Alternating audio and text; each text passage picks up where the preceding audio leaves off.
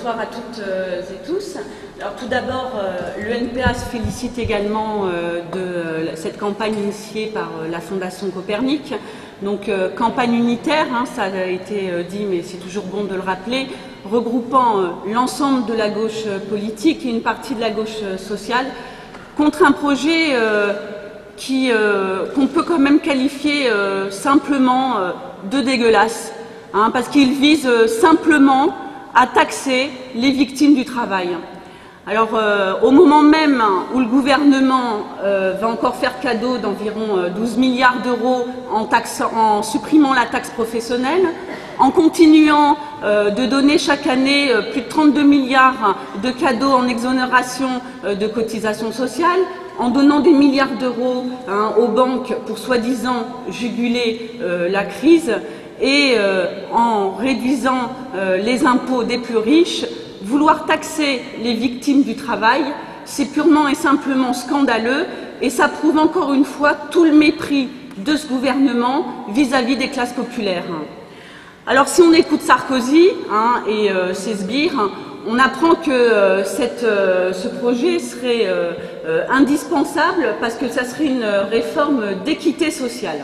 Alors, le truc de l'équité sociale, on nous l'a déjà fait, on sait ce que ça donne des reculs sociaux sans précédent pour les classes populaires, hein, on se rappelle quand même de 2003, et en plus il nous dit que c'est par équité sociale parce qu'il y aurait des privilégiés dans ce pays, hein, où des indemnités, des revenus ne seraient pas taxés, hein, et ces revenus-là seraient les indemnités des accidentés du travail. Bon. Alors aujourd'hui, dire que les victimes du travail sont des privilégiés, c'est même avoir une analyse, enfin c'est quand même un truc, moi quand j'entends ça, ça me donne souvent envie de vomir parce qu'on sait les conséquences, hein, pour les salariés des accidents du travail. Aujourd'hui, les accidents du travail se multiplient, progressent, avec des conséquences souvent très graves pour les salariés, avec des conséquences physiques souvent irréversibles pour les victimes du travail. Et donc, les appeler comme des privilégiés, c'est vraiment quelque chose de scandaleux. Alors, la souffrance au travail, les maladies professionnelles, les accidents du travail ne sont pas des privilèges, hein. Ce sont des vies sacrifiées, des vies gâchées et purement et simplement détruites au quotidien. Alors cette situation, hein, de l'explosion des maladies professionnelles, de l'explosion de la souffrance au travail, des accidents et aussi aujourd'hui, parce que l'actualité est telle, des suicides au travail, cette situation elle ne tombe pas du ciel, hein. C'est évidemment, hein, le résultat de politiques menées par des décennies par le patronat, aidées par différents gouvernements depuis des décennies. C'est le résultat de l'augmentation de la productivité, de la dégradation continuelle des conditions de travail, de la suppression des emplois, du développement de la précarité et de la flexibilité, du développement du stress et de la pression sur les salariés.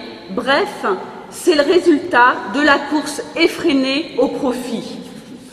Alors le projet de taxer les indemnités des accidents du travail montre quand même une fois de plus la volonté de Sarkozy et de ce gouvernement de faire payer la crise à l'ensemble de la population, à l'ensemble des travailleurs et en particulier aux plus fragilisés.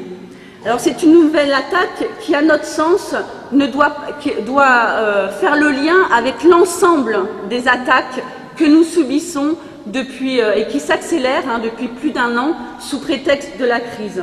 Donc c'est le fameux travailler plus, c'est la permission de travailler maintenant le dimanche, c'est aussi toutes les suppressions massives dans la fonction publique, c'est les privatisations, en particulier celle de la Poste, hein, plus récemment, c'est aussi l'ensemble des licenciements dans le secteur privé. Bref, toutes ces attaques, en fait, n'ont qu'un seul but aujourd'hui, c'est de nous faire payer leur crise. Ben nous, face à cette situation, on a une autre proposition, hein, on a une proposition de remettre un petit peu les choses à l'endroit, et c'est donc d'aller chercher l'argent là où il se trouve, et donc de faire payer les capitalistes. Hein.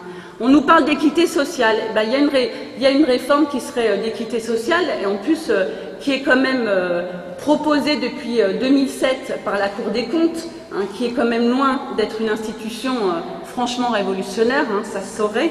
Donc la Cour des comptes propose quoi?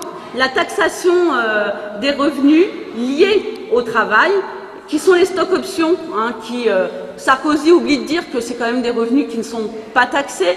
Et ça rapporterait environ 3 milliards. Hein.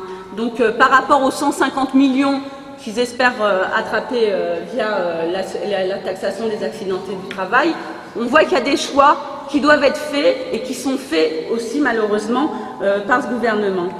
Alors évidemment, nous on se félicite de cette initiative, de cette campagne unitaire, et on partage aussi la préoccupation que derrière cette taxation des accidentés du travail, il faut aussi aller plus loin, discuter ensemble, proposer des alternatives, des revendications franchement de rupture, sur la question de l'emploi, sur la question de la précarité, comment on fait pour lutter contre la précarité, comment on fait pour lutter contre le chômage, comment on fait pour interdire les licenciements et surtout comment on fait pour imposer nos droits aujourd'hui.